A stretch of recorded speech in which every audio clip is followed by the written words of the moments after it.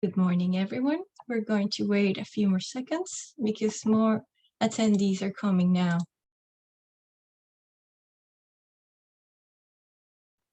Morning.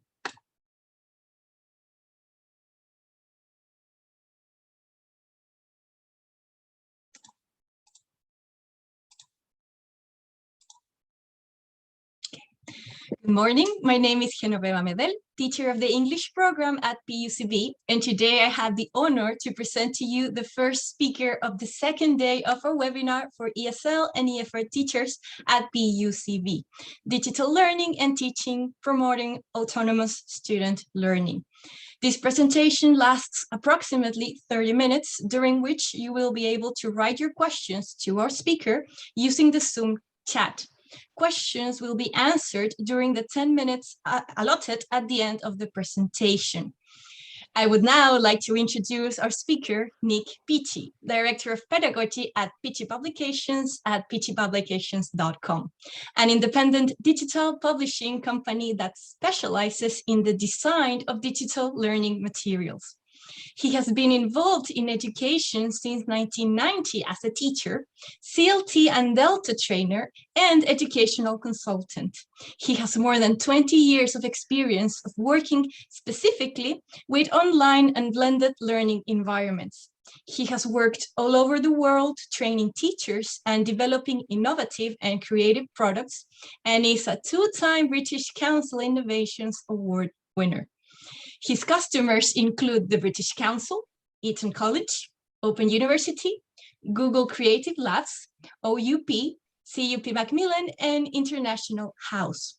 His more recent projects have included 2 years as pedagogical manager for a 100% online school owned by Macmillan ELT, Head of Content Development for Eton X, a 100% online school owned by Eton College, and Content Developer for an English and Interfaith Dialogue course designed for the British Council and Al-Azhar University in Cairo. His books include Digital Tools for Teachers, Thinking Critically Through Digital Media, Digital Video, a Manual for Language Teachers, Hacking Creativity, and Conversation and Listening, a series of lessons for the digital classroom. He also co-edited Creativity in the ELT Classroom and Creativity and the Sustainable Development Goals for the British Council. He is editor of the EdTech and ELT newsletters at tinyletter.com/technology. And now, without further delay, I leave you with our speaker, Nik Peachey, who will be talking about tools and techniques for autonomous teacher development. Welcome, Dr. Peachey. Hi, good morning. Good afternoon, actually, here where I am, but good morning to you. I'll just launch my presentation. Okay, where is it? Let's hope it's appearing. Okay, I just need to configure my screen a little bit more so I can get my chat back. And if you could type into chat, if you can see the presentation, could you type in a yes into chat? Okay, great, perfect. Okay, I'll just expand that a little bit first. Okay, good morning.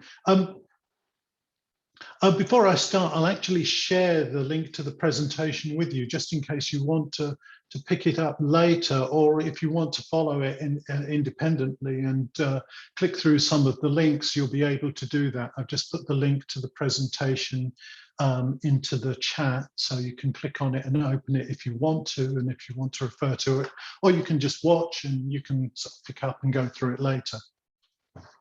Okay, so this presentation's on tools and practices for autonomous teacher development, based on the understanding that, if we want our students to become autonomous learners and we want them to use the internet to learn autonomously, then we have to lead by example and we have to be doing the same things ourselves.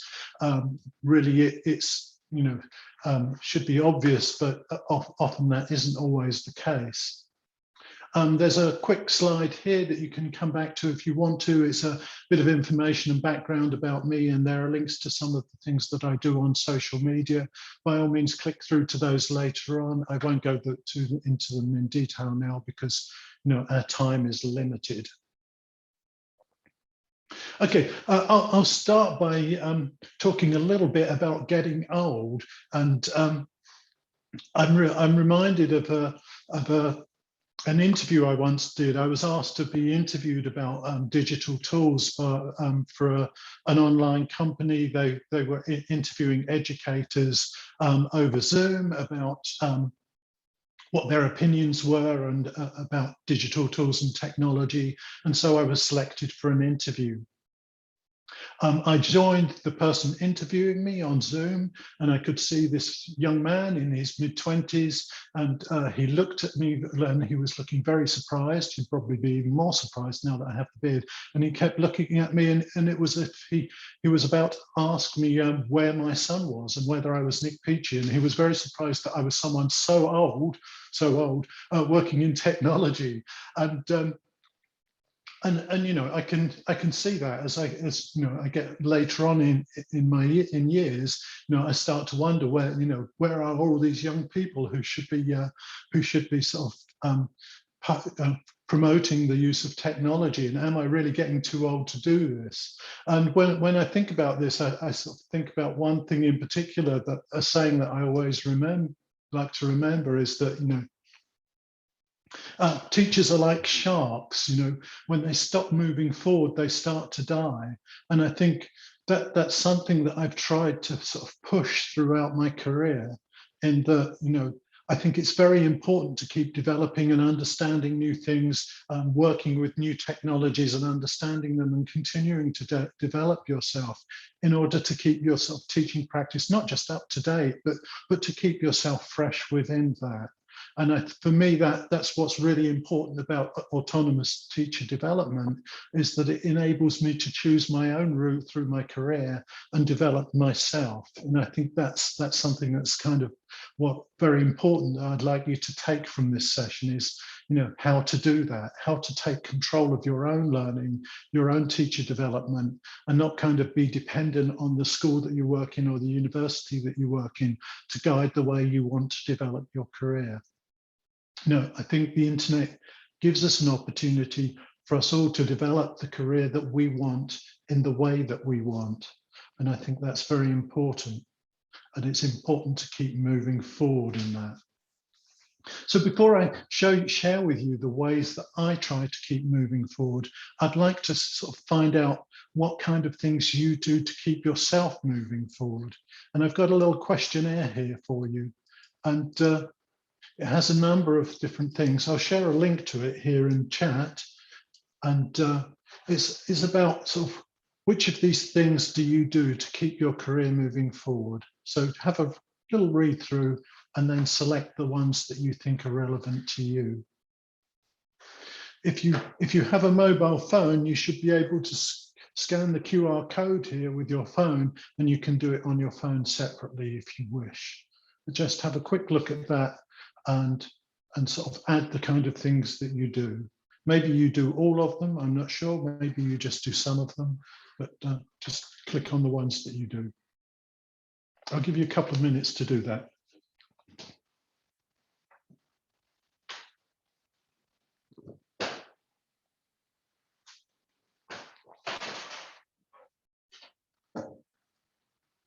And as you do it, we should be able to see the results changing here.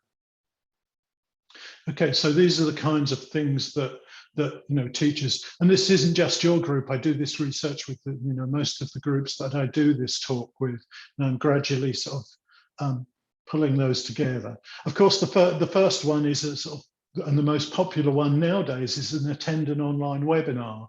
And obviously, because everybody who comes and does this questionnaire is actually doing that, so that's the one most likely to be most popular.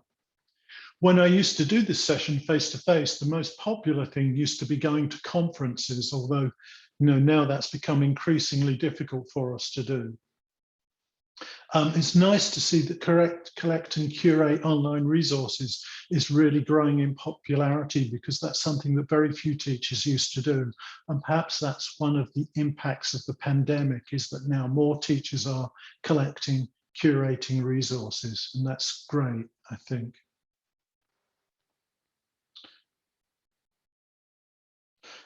Lots of teachers taking online courses again. That's something that's changed quite dramatically since before the pandemic, not something that was happening so much beforehand.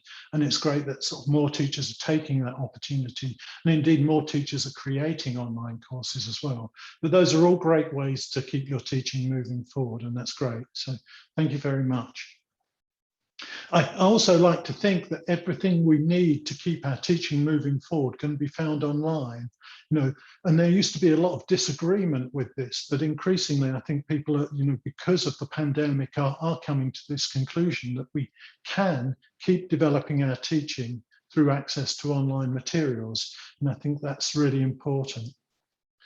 There is a proviso to that, and that is, if we look at this image of the amount of information that's constantly being generated and created online, we can see that there's a huge amount of material being created online, and that this is in just 1 minute. I'll give you a link to this infographic if you'd like to look at it in more detail. The infographic is here, and that sort of shows all of the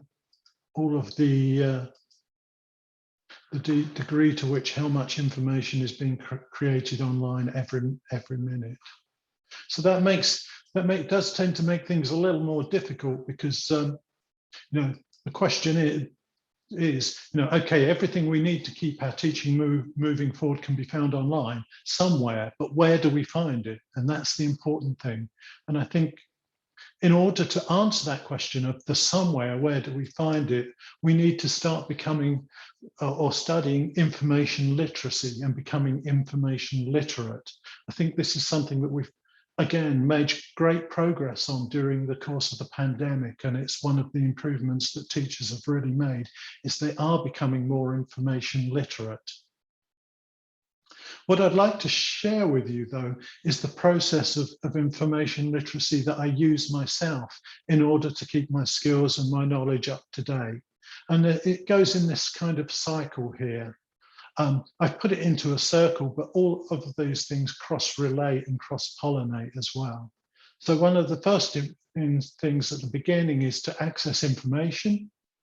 You can access a lot of information, so you have to know what to ignore. You have to filter information and pick out what's relevant to you and what's important to you. Then you need to evaluate that information and find out what the quality of that information is and how you can use it. And once you have that information, you need to use it in a practical way. Having lots of links to different web-based resources and articles is useful, but it's only useful if you translate that into practical activities and things that you can do, and that way, through practicing what you're learning about, your information becomes knowledge. And then, of course, part of that process is to reflect on what you're doing and to share it. So what I'd like to share with you through the rest of this presentation is some of the tools and things and processes that I do to go through this cycle. So if I start with that about accessing information, one of the common places I go to find information is on Twitter. I mean, I'm interested to see how many of you actually use Twitter regularly or have a Twitter profile. Can you type in yes if you do have a profile and you use it regularly? Sometimes you have a profile, you sometimes use it, or a no if you don't use it at all. I'm just sort of curious to see how many people use it. Sometimes. Yeah. Okay, so that's good to see. So there's a mixture. Okay. So one of the things about Twitter, or one of the problems with Twitter really, is that it's a bit like this crowd. You know, on Twitter, there are millions of people and they're all shouting, and probably what they're shouting is something like, you know, look at me, listen to me, and they're all vying for attention. And from this crowd, we need to select just a small percentage, tiny percentage of those people who are sharing information with us that we really find useful. And so we need to sort of think about how to do that. And we need to learn how to ignore what's irrelevant. And I think one of the keys for me to doing this is to search based on hashtags. Anyone who uses Twitter intelligently often adds these hashtags. And these hashtags are like keywords which help you identify what the information is about. And you can use these keywords to search for information even if you don't have a Twitter account. So for example, if we want to search for what's interesting in ELT, we can go to Twitter.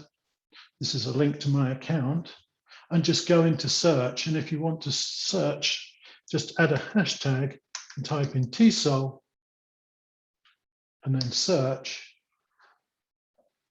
And it will show you lots of information that's relevant to TESOL and the kind of people who are sharing it and who it would be good for you to follow. So we can use Twitter to kind of, and use those hashtags to kind of select streams of information that we think are relevant for us. Here I've put some examples of hashtags which you could try to use if you're looking for information that's specific to a different, to some realm of interest. Things like ESL and TESOL are quite broad.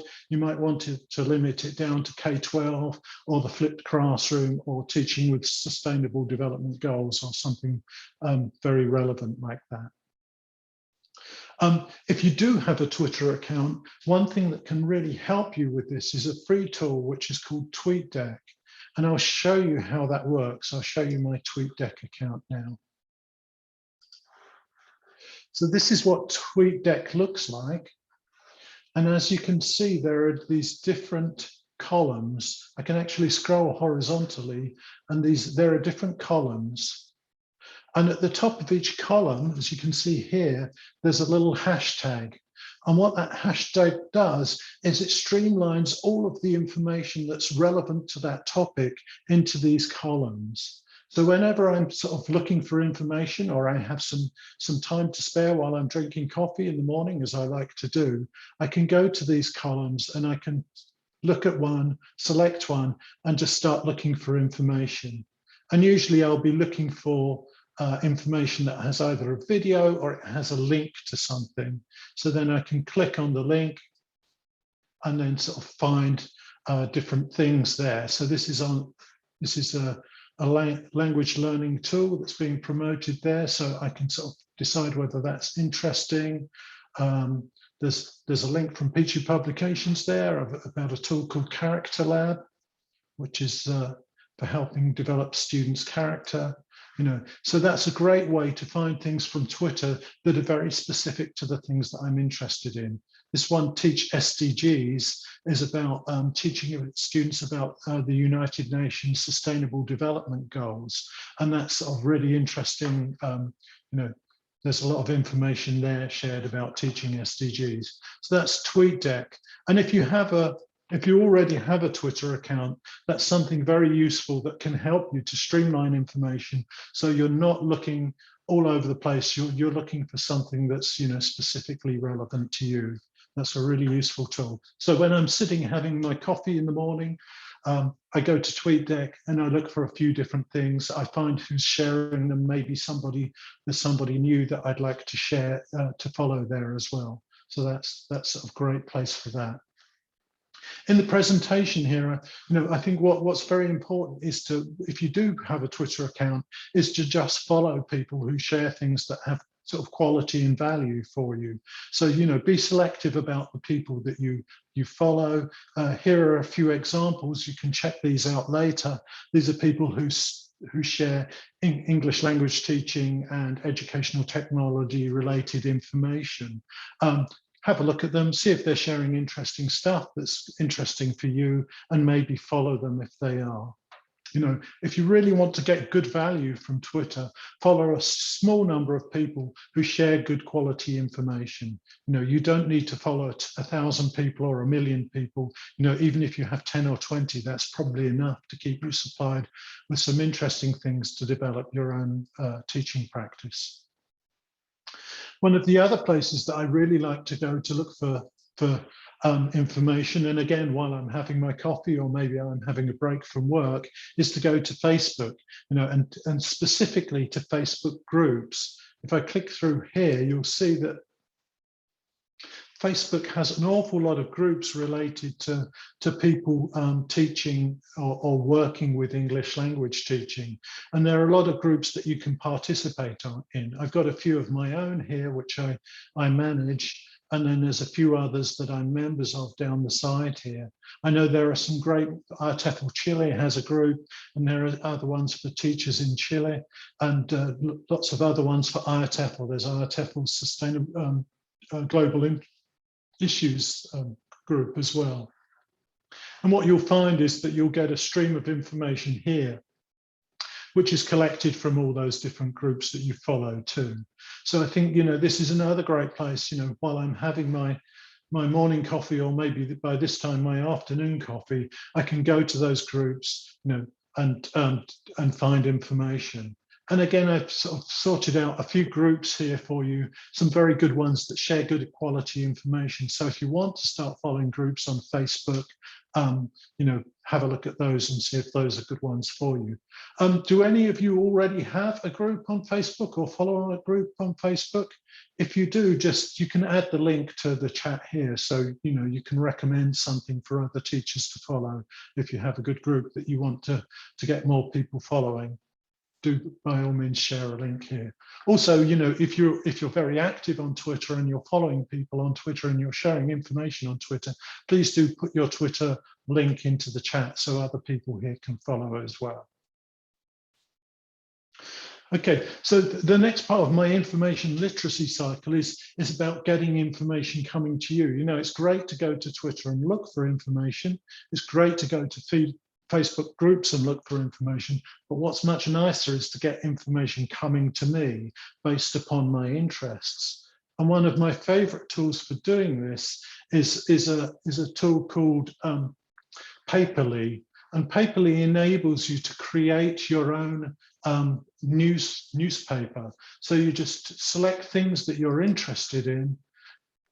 And if you want to go to advanced, you can type in key topics. So for example, if you want to do research into mindfulness, and then you log in and register, you have to sign up with an email, but it's free.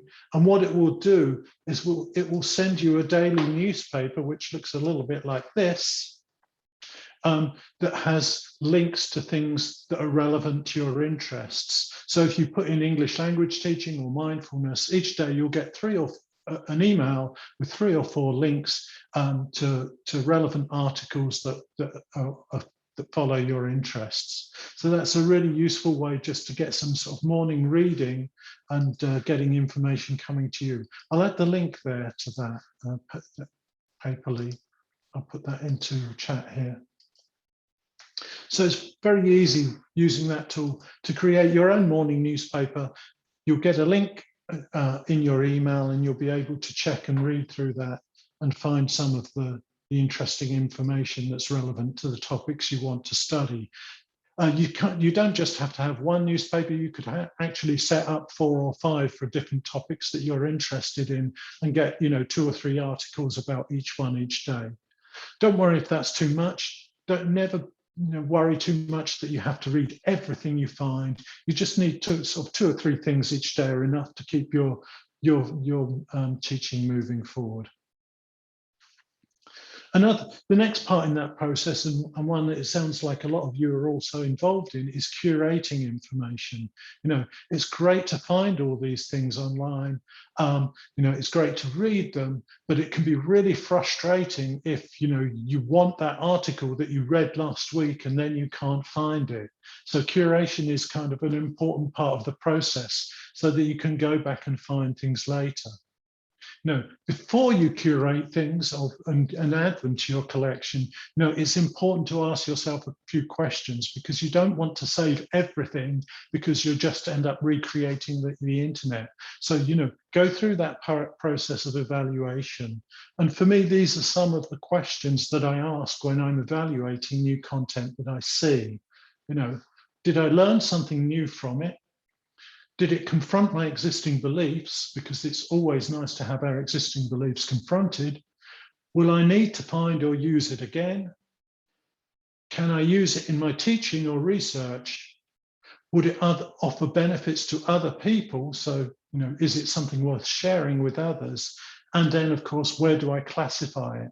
Because I don't want to put everything into one big folder that then becomes confusing. I want to try and streamline the different things that I collect. So some of the tools that I use to do that, once I've decided I want to save something, is that I have this site here called Tools for Teachers and Learners. And this is where I curate all the different tools that I find. I'll share a link to you with that to you, and I can come back and check that out later.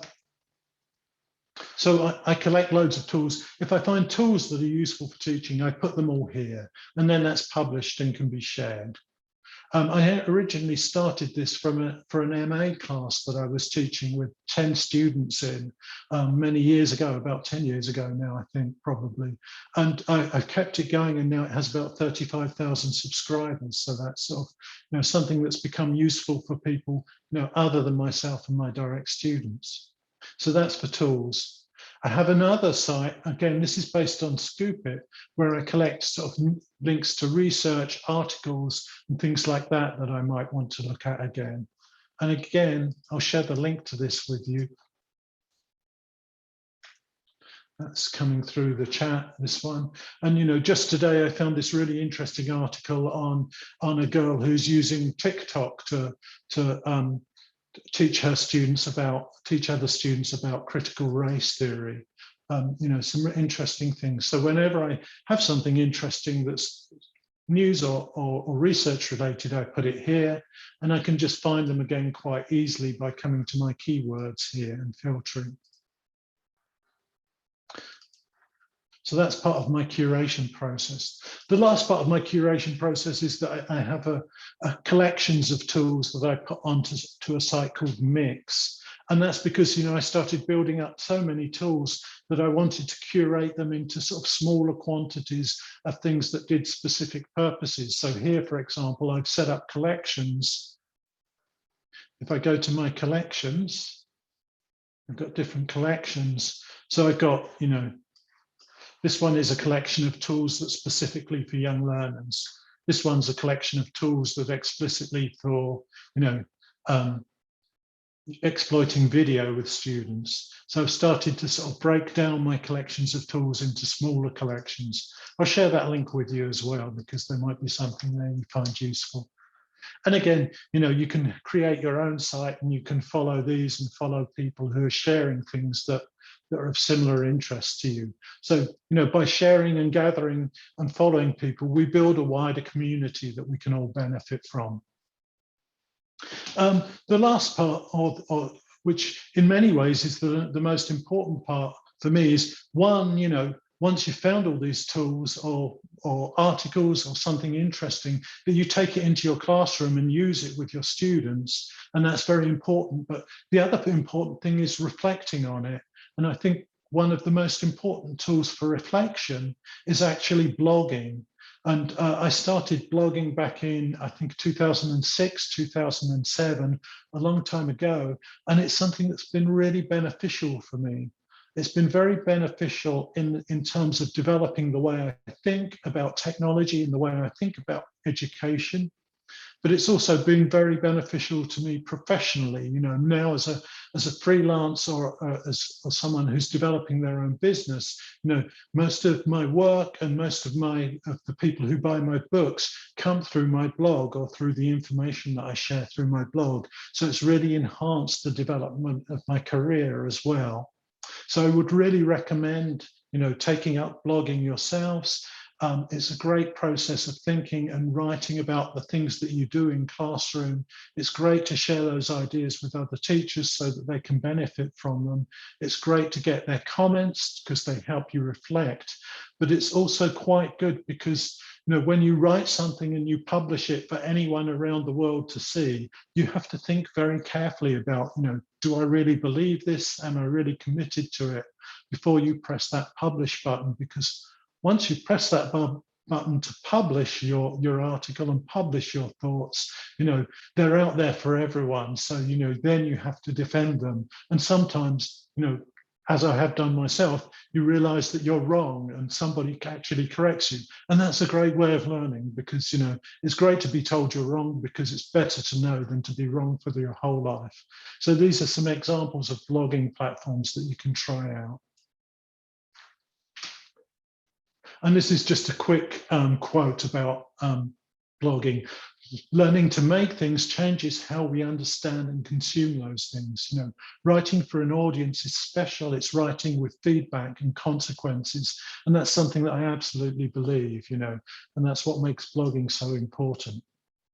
If you want to look for bloggers to search, there's a link here to a site where with some of the best bloggers in EFL, 100 best bloggers, so you can go and read some of other people's writing and get some inspiration from them. I don't know if I'm on the list, I may not be now, but there are lots of great bloggers on there. So go along and follow those. You know, all of this is great stuff, and you know, and it's a lot of things to start thinking about. But you know, if you really want to develop your teaching and use the internet to do it, it's also great to have a plan.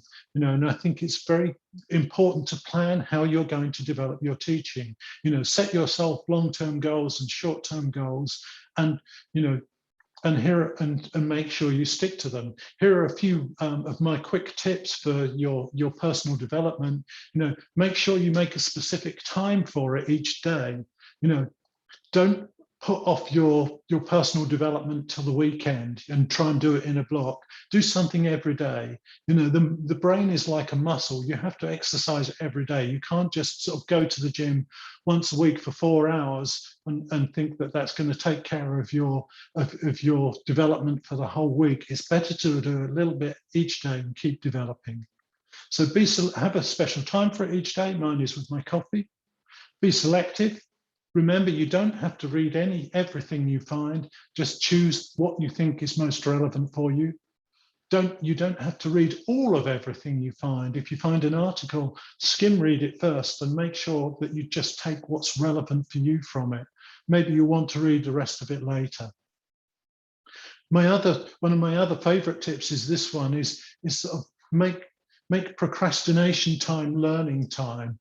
You know, we all like to procrastinate. We all have things that we don't want to do. You know, instead of going on Facebook and, you know, looking at pictures of kittens or dogs, or going on Instagram and looking at pictures of kittens or dogs, you know, go to Facebook, look at a group, or go to Instagram and find a teacher who publishes material there and actually sort of find something, you know, that you can use to develop your teaching instead.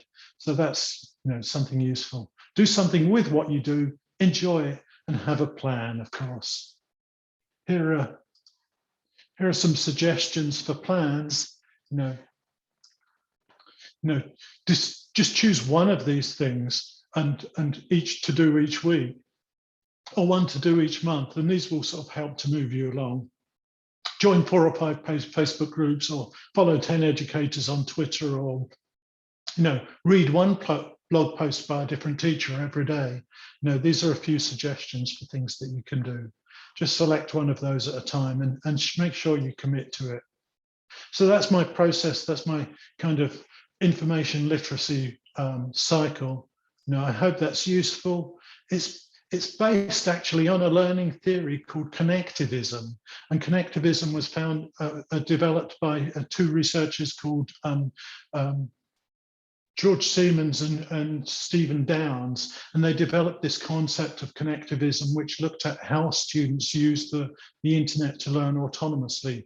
There's a great video here. I really recommend that you watch it later. I won't play it now because I've run out of time, but watch it later, and it shows you about how students can work in this connectivist way, how teachers can guide them to work in this way, and how it really changes the relationship between teachers and students. I really recommend that you do more kind of research into connectivism. So that's the talk. I think I'm just about 5 minutes over time. Thanks very much for listening. If you want the presentation, as I said, you can scan the QR code here. I'll also put the link into the chat here. The presentation link is in there, so you can open it and you can click through into all these different tools and check through these ideas. So thanks very much for listening, and I'm happy to try and answer questions if you have any. More than happy. So thank you very much. Thanks. Thank you very much, Dr. Peachey, for your presentation. It was very, very interesting. We will now proceed to answer the questions from the audience. So please remember, if you have any questions, leave them in the chat so I can read them for Dr. Peachey. Okay, so here we have our first question by Rocco Caruso.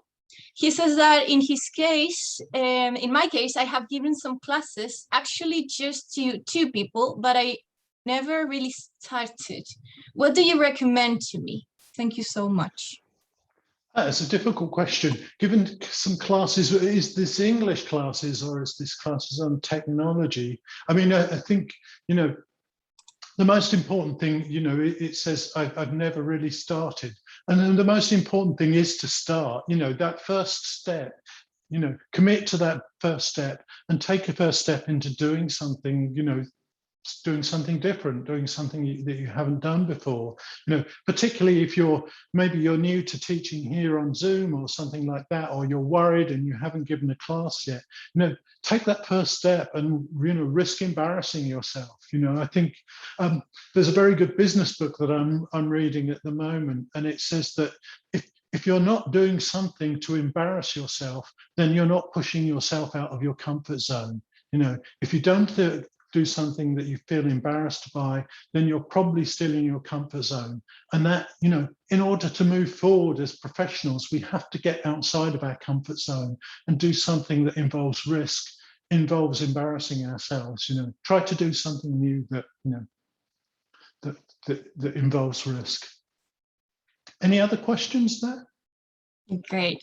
Yes, we have here another question by Carolina. She says, I get really distracted while reading, so I tend to go to YouTube to look for content related to teaching. Are there any channels you recommend we follow? Yeah, there's some very good channels. For example, Russell Stannard has a video channel called Teacher Training Videos on YouTube. That's very good. Has lots of video tutorials to help teachers use technology. There's another site, a great one called Charlie's Lessons, which I highly recommend. He's a very, sort of, by comparison to me at least, he's a young teacher, and he makes excellent videos that are great fun and very entertaining to watch. So I sort of recommend those are great places to start. Also, sort of looking on Instagram, there are sort of lots of good teachers starting to use Instagram as well. And if you kind of do a search for English teachers, or even TikTok for that matter, there are some great things happening on TikTok these days for English language teaching. You know, so if you're into video, you know, just do a search for English language teaching or educational technology on those, and you'll find something. But in terms of technology, I really recommend Russell Stannard, Teacher Training Videos. Russell was talking to you yesterday. And the other one that's a newer one is Charlie's Lessons. And Charlie's Lessons are great because he is very much still in the classroom at the moment. And so you know, check out his video channel, and I'm sure you'll find some good things there as well. Any other questions? Great. Yes, we have a question about blogging by Macarena Quintana. She asks, What's your biggest advice for someone who is just starting blogging and trying to help other teachers? I've just started a page and I'm always a bit insecure to share things because I feel things may not be interesting enough. Well, you know, I think the first thing to say is great, you know, you've made a start and you've started writing things, but, you know, I think, you know, be brave and share what you have.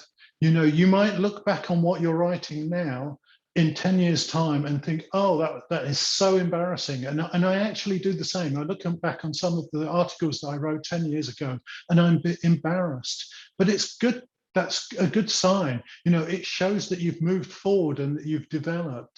So, you know, don't be afraid to share things, because by getting people's feedback and by putting your information out there, you will learn and you will grow, you know, and to keep doing it. The more you keep doing it, the better at it you get.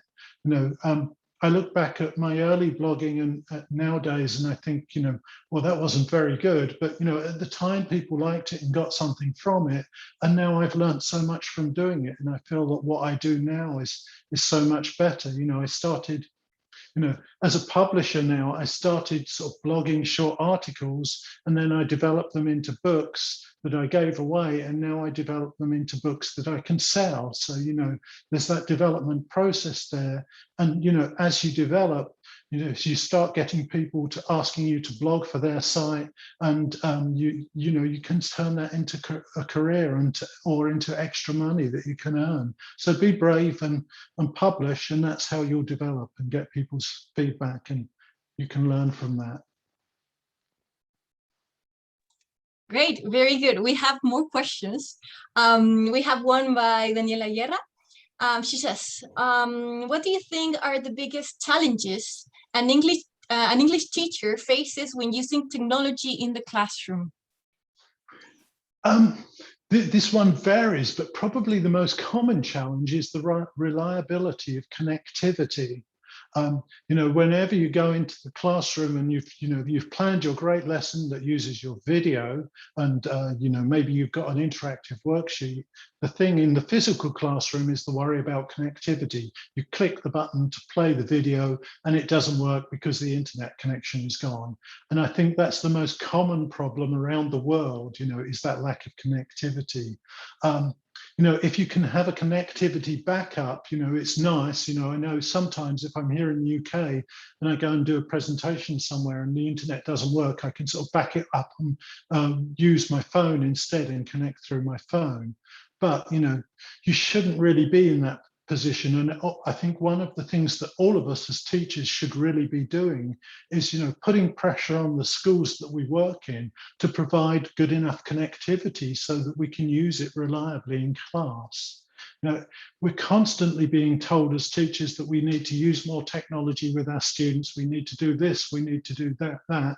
And maybe that's correct, but say, yeah, that's great. You know, I'll use more connectivity and I'll use more technology, but make sure we have the connectivity to ensure that it works. You know, because without that connectivity, it's not going to work. One of the other recommendations that I have, if you are in that position where you don't have reliable connectivity, is give students things to do at home. You know, you can get them to use the technology that they have at home or an internet cafe. And then when they come into class, you can do the kind of physical, talking about it, discussing it in the physical classroom. So I think those are the two things: push for better connectivity, get students to do stuff outside of the classroom if your connectivity isn't good. Great. Here we have another very interesting question that's very relevant to our Chilean context now. Gabriela Cárdenas asks, do you have any recommendation for hybrid teaching? Hybrid teaching, yeah. Hybrid teaching is an interesting one because, you know, I know I can understand why people are having to do it. You know, and by hybrid teaching, what I understand by that is that you're teaching some students in the classroom, while some maybe who are at home self-isolating are connecting from online. So that would be my understanding of hybrid teaching. The first thing that I'll say is that I think teachers who are doing this are great. You know, it's marvelous that you're willing to sort of do that for your students. On the other hand, I think it's appalling that you're being asked to do that. I can't think of any other profession where somebody would be asked to be doing something in a physical classroom at the same time as they're being asked to do it online. A doctor wouldn't be asked to do an operation on one patient in the room and one patient online at the same time. A lawyer wouldn't be asked to represent, a client in the physical court whilst representing one online as well. But yeah, here we are as teachers being asked to do that, which I think in some ways is, a testament to the professionalism of teachers, but also rather sad that, we're being put in that position.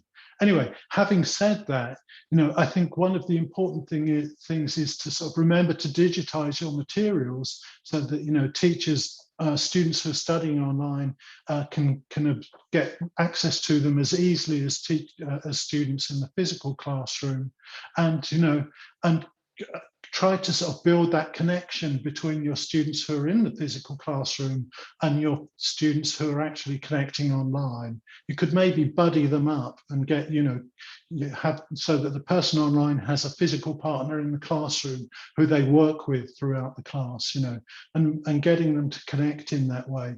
But it must be very difficult as a virtual student to do language learning, particularly because you need to practice, and that I think is quite difficult. But you have my respect if you're doing that, and good luck with it. Luckily, I haven't been put in that position yet. Thank you. A lot of us will have to do that, or are already doing that. So yeah, it's very tough, really. It is tough, yeah. We have a question by Jose Rodriguez. He asks, what kind of applications do you recommend for beginners? Because he says he's leading a program for teaching in a military headquarters. It's hard to know. Is that beginner students or beginner teachers? I'm guessing beginner students, but maybe he can specify that in the chat. There are lots of different things that you can use for beginners and lots of different tools. I think one thing that's really nice for them, I'll just go to this, is this website, lyricstraining.com.